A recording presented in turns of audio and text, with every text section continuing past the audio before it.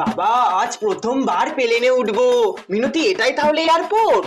এই ছেলে, তুমি বসে আছো কেন? এটা তো আমাদের সিট, ওটা। না কাকিমা, এটা তো আমার সিট। তুমি উল্টো ধরেছো। বসো বসো। যেতে হবে। ম্যাডাম বলছি বেলটা পরে নিন। না না, আমরা কেন বেল্ট পরবো? আমরা তো শাড়ি পরেছি, বেল্ট কেন পরবো?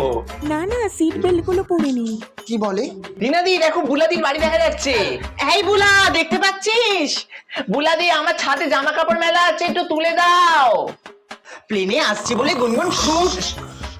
কোথা থেকে একটা ঘরঘরানির আওয়াজ আসছে গো? প্লেনের চাকার নাকি?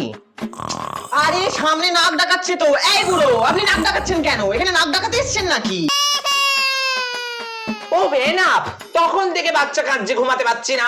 বাচ্চা সামলাতে পারো না তো প্লেনে উঠেছো কেন? হ্যাঁ, দু বাচ্চার মা, একা হাতে সামলেছি। ও রিনাদি, কি হলো তোমার?